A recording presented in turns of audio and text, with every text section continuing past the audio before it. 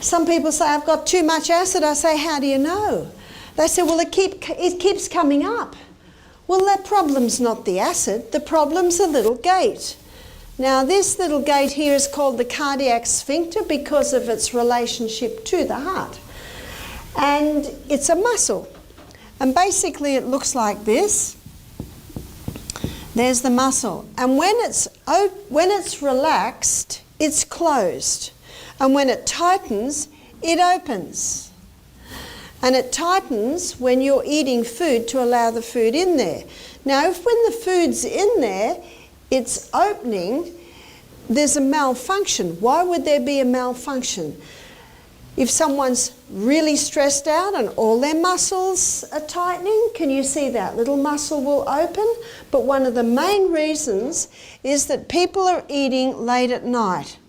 And let's have a look at the stomach when you're lying down. When you're lying down, the stomach's like this, and let's say the stomach's full of food, and because of gravity, that's what it looks like. And so what happens is it pushes against the cardiac sphincter, weakening it. So the two main causes of reflux or heartburn is weakening the muscle through stress and weakening the muscle through having a large evening meal. Hello and welcome back. I'm Barbara O'Neill, and today we're diving into digestive problems. Digestive issues can be uncomfortable and disruptive, impacting everything from your energy levels to your overall health. Did you know that about 60 to 70 million Americans suffer from digestive disorders? It's more common than you might think, and finding effective remedies can make a significant difference in your quality of life. In this lecture, we'll explore practical tips and strategies to help soothe and improve your digestive health.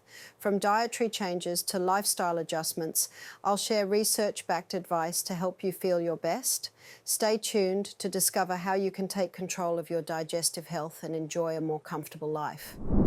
So let's have a look at the gastrointestinal tract. Let me define what I mean, first of all, by an external structure. This little coat that I have on now is not part of me, even though it is touching my skin. It will only become part of me if somehow it breaks down to tiny substances, gets absorbed through my pores into my blood, then it is part of me. And so the food that we eat, when it goes into our bodies, it does not become part of us until it gets broken down to tiny little substances absorbed into the blood, then it becomes part of you or me. So let's begin. The mouth. Do you know that's the only part of our gastrointestinal tract that we have say over? And we have say over what goes in. We have say over how long it's in there. We have say over how often it goes in there. So we have say over what goes in. We choose the food that goes into our bodies. And the food that goes into our body has a direct relation on whether we have or we don't have celiac, or whether we have or don't have irritable bowel syndrome. Gluten is one of those foods. I will be defining that later. In our mouth are teeth, and teeth chew up that food. I said we have say over what goes in, we have say over how long it is in there, meaning it should be in our mouth till that food is broken down almost to liquid. We've got a problem today. We've got a very fast society. People eat fast. People do everything fast. My husband eats fast. I'm always saying, slow down. Sometimes I touch his lips and smile, a little slower, a little slower. You see, there are no teeth in the stomach. And so it's very important that the food stay in our mouth and we chew it and chew it and chew it and chew it until we can just about drink it. You've probably heard the old saying, we should chew our drinks and drink our food. It's actually referring to, and I do mention this to our guests at Misty Mountain Health Retreat, when they take their juices, take a mouthful and swish it round in the mouth, or chew it, then swallow it. That allows time for the digestive enzymes to work in and around or through those little particles of juice, and then swallow it. And what do I mean by drink our food? We should chew it until it's just about a liquid, and then swallow it down. Oh, that's makes the stomach very happy. It makes all the other functions of the gastrointestinal tract so much easier. When we chew our food thoroughly, we kickstart the digestion process right in the mouth. Saliva contains enzymes like amylase that begin breaking down carbohydrates from the moment we start eating. This initial breakdown is important because it eases the workload on the stomach, helping to prevent issues like indigestion and bloating. Chewing well also allows us to enjoy our food more. By taking the time to savor each bite, we enhance the flavor and texture of our meals, which makes eating more satisfying. Plus, it helps with mindful eating. By chewing slowly, we're more likely to notice when we're full, which can help with portion control and even aid in managing our weight. Eating too quickly can lead to overeating because it takes time for our brain to receive signals of fullness from the stomach. By chewing our food thoroughly and eating slowly, we give our body the chance to signal when we've had enough, reducing the risk of overeating. So, taking the time to chew your food well isn't just about proper digestion. It also makes your meals more enjoyable and supports overall health. When we chew our food and break it down to tiny particles, it actually means there's a larger surface area for the enzymes to work on. Now, the mouth is an alkaline environment. And the enzymes in the mouth are the ones that only work in an alkaline environment. And the main enzyme released in the mouth for digestion is an amylase called ptyalin. And ptyalin is the enzyme that breaks down starch. That's the only food, or the main food, that starts digestion in the mouth. You see, the stomach is an acid environment. And so as soon as the ptyalin and the starch reach the stomach, digestion starts to slow down of starch because it is now in an acid environment. There is one more food that does start its breakdown in the mouth, and that is saturated fats like coconut. It's a short or a medium chain fatty acid, and there are glands just underneath the tongue called sublingual glands, and they release lingual lipase. And lingual lipase is the enzyme that breaks down short and medium chain fatty acids. So we'll say, for short, saturated fat. That's the only breakdown that happens in the mouth. Now, the stomach is an acid environment. When the short chain fatty acids and medium chain fatty acids in the saturated fats, specifically I'm referring to coconut, when it comes into the stomach, the breakdown's already happened, so it just happily goes along with what's happening there. The starch digestion, which is all your starch foods, are things like pasta, things like breads, potatoes, cereals, cakes, biscuits. When they get to the stomach, because it is an acid environment, that digestion is slowed down. It is in the stomach that two enzymes are released: hydrochloric acid and pepsinogen. Hydrochloric acid and pepsinogen both unite together to release pepsin. And pepsin is what's often called an enzyme, a proteolytic enzyme. And a proteolytic enzyme is what breaks down protein. That is the only digestion that happens in the stomach. Most people are unaware of that. And that's the only part of the stomach that is acid. In fact, these two coming together can only happen in an acid environment. Pepsin can only work in an acid environment. That's why it is so important not to drink with our meals, because that waters down that acid environment. We should be drinking half an hour before the meal and resume about an hour and a half, 2 hours after the meal. If you're thirsty, have a mouthful. One mouthful is not going to drastically change that acid environment, but the majority of our water should be drunk between meals. In addition to digesting starch and fats, the stomach's acidic environment is essential for activating pepsinogen, which then turns into pepsin. Pepsin breaks down proteins into smaller peptides, setting the stage for further digestion in the small intestine, where nutrients are fully absorbed. The stomach acid also helps kill harmful bacteria and pathogens that might be present in food, providing an extra layer of protection against infections and supporting gut health. Once food leaves the stomach, it enters the small intestine. Here, bile from the liver and enzymes from the pancreas continue the breakdown of fats, proteins, and carbohydrates. Nutrients are absorbed through the intestinal walls into the bloodstream, which is crucial for our overall health. How and when we drink water can impact digestion. Drinking a lot of water with meals might dilute stomach acid and enzymes, which could make digestion less efficient. To optimize digestion, it's best to drink water between meals, allowing the digestive system to work more effectively and maintain a balanced environment for breaking down food. Protein is broken down in the stomach in a very acid environment. At the end of the stomach, there's a little gate called pyloric sphincter. And the pyloric sphincter, when we wake up in the morning, it is open.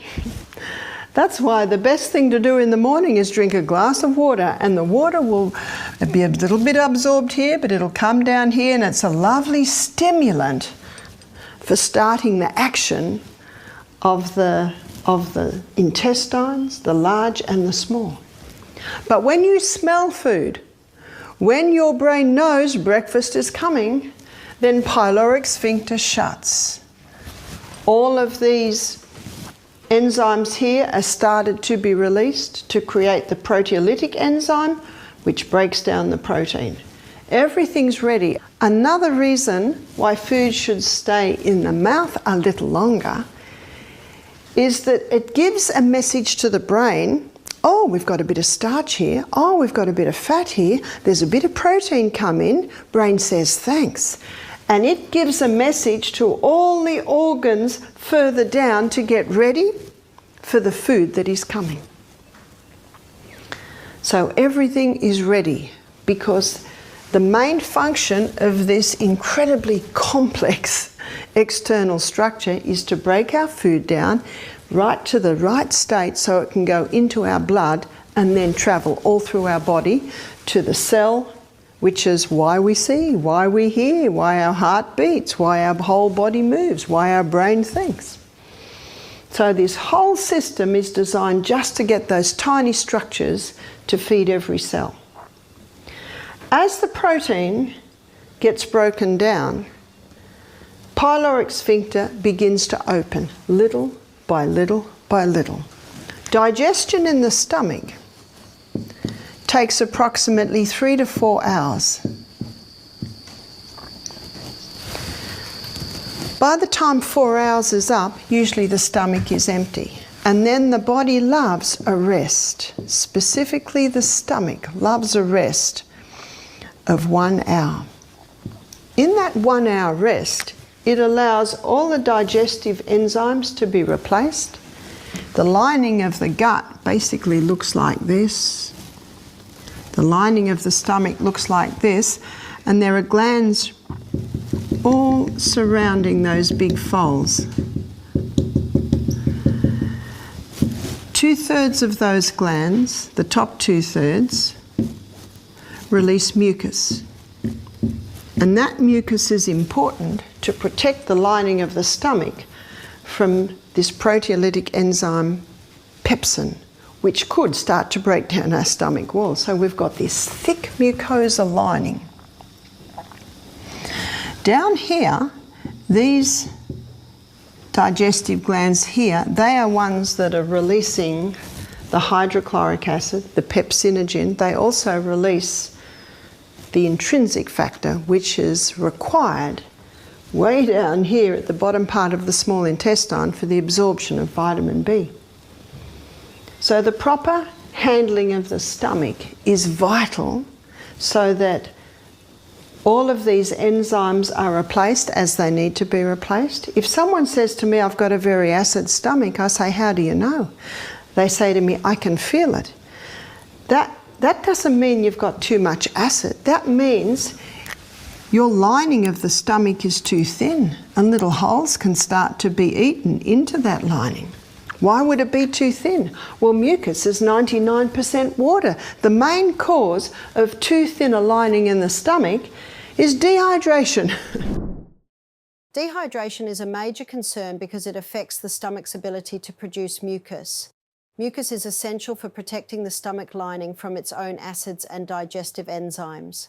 When you're dehydrated, the mucus production drops, leaving the stomach wall more exposed to damage. This can lead to conditions like gastritis or ulcers, where the stomach lining gets inflamed or worn away. To keep your stomach healthy, it's important to stay hydrated by drinking plenty of water throughout the day. Proper hydration helps maintain a good mucus layer, which shields the stomach lining and supports digestion. Eating a balanced diet that includes vitamins and minerals can also boost mucus production and keep the stomach lining intact.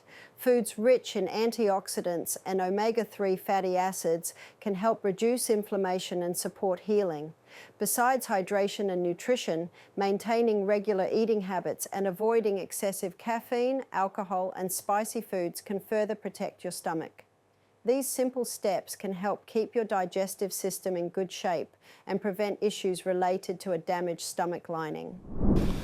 So let's just go over what pancreas does again. In fact, have a look at this. Number 1, sodium bicarb. Number 2, pancreatic lipase. Number 3, pancreatic amylase. Number 4, trypsin. And number 5, chymotrypsin. Sodium bicarbonate to neutralize the stomach acid. Pancreatic lipase to finalize the fat. Pancreatic amylase to help finalize the starch. Trypsin and chymotrypsin to finalize that protein breakdown. So as you can see, by the time you're getting down into the probably second part of your small intestine, the majority of your digestion has happened. And then in this small intestine, and it's quite a few meters long, it is here we get the villi. These villi are lining this small intestine. And it's across the villi that you have the capillary network. And remember, anything that goes into that gastrointestinal tract is not part of you or me until it gets broken down to these tiny substances. With the fat, it's glycerol and fatty acids. And the glycerol and fatty acids, they don't go into the blood. The glycerol and fatty acids go straight into the lacteal, which is part of your lymphatic system. But as I defined earlier in the week when we looked at fats, the short-chain fatty acids that you find in saturated fats like coconut oil, because their breakdown starts in the mouth, they don't need the bile and they don't need the pancreatic lipase. So your bile and your pancreatic lipase are the ones that are working on the long-chain fatty acids. And it's the long-chain fatty acids that come into the lacteal. But the unique thing about coconut oil is the breakdown happens in the mouth. Well, it begins in the mouth and it continues all the way down the tract.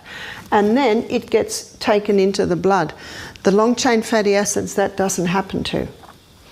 So now we're at the point in the gastrointestinal tract where we've come to the area where it's the final finale, really, of digestion, which is coming through the brush border wall and into the blood, or as with the long-chain fatty acids, into the lacteal.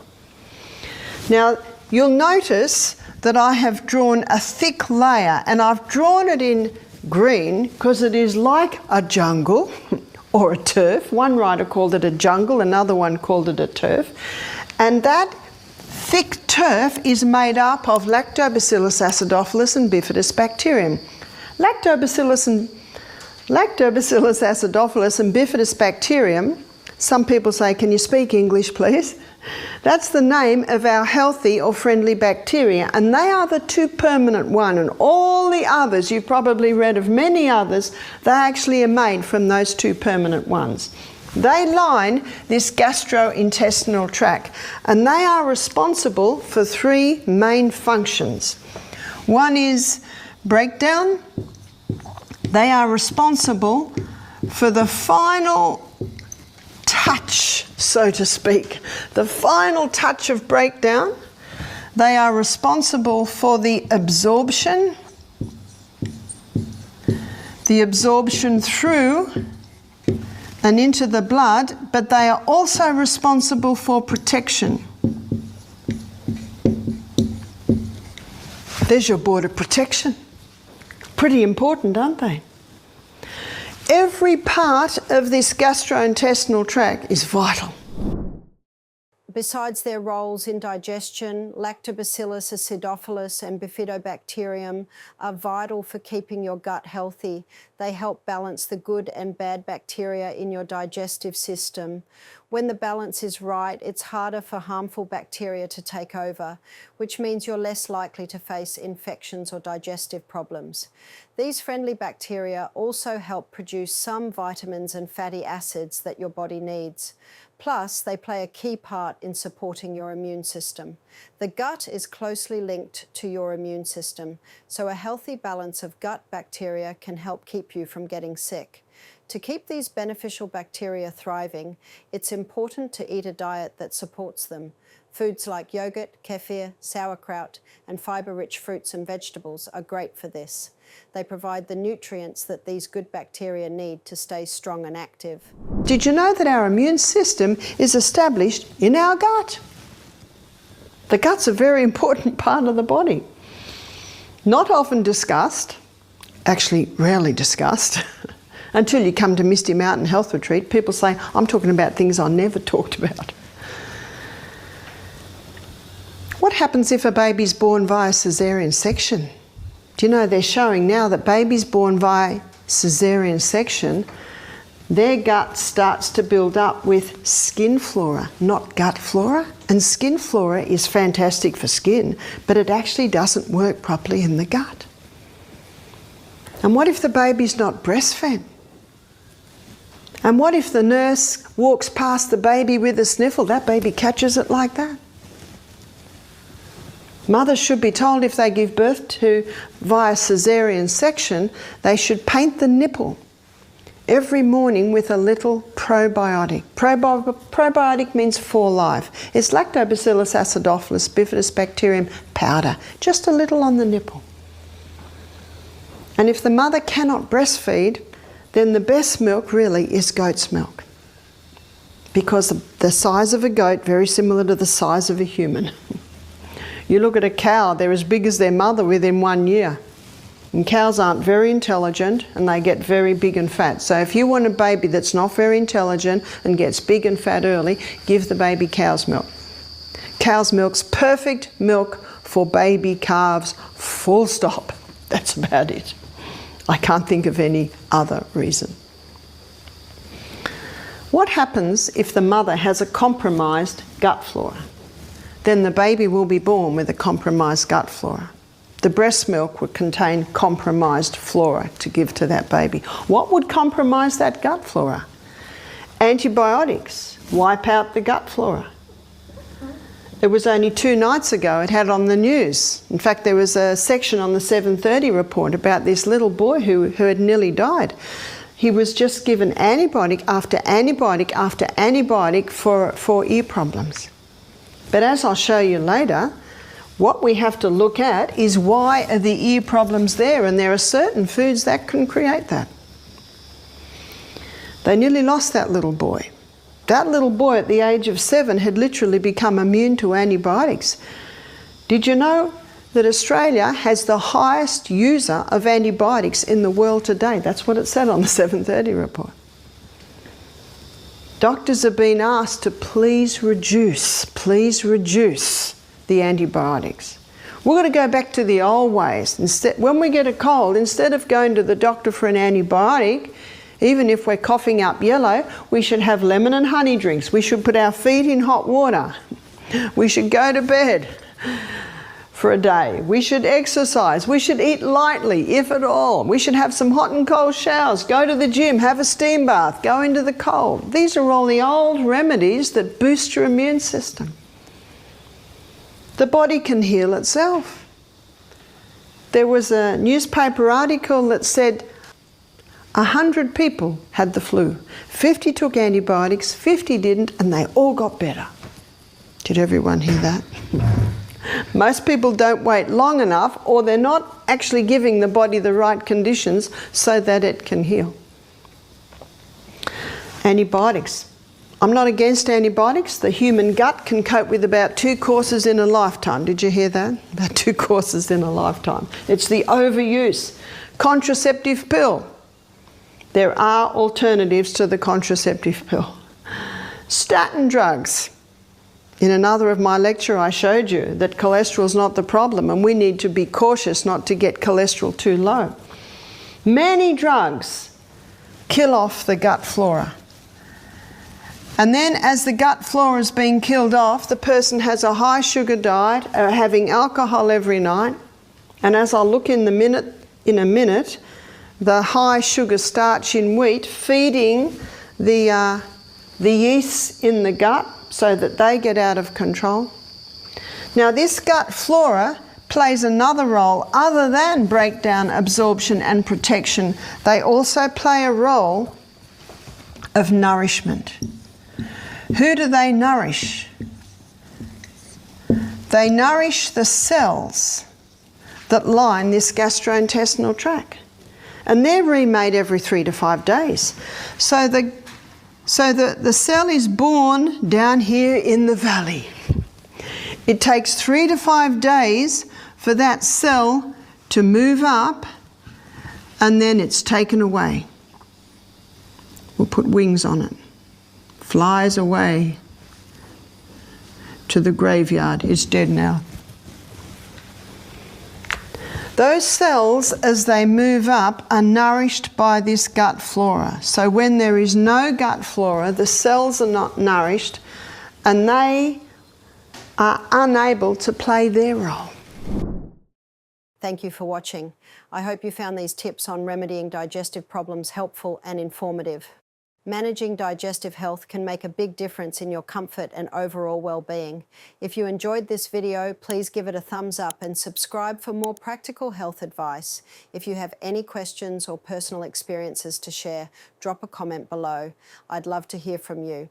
Take care of your digestive health, and I'll see you in the next video.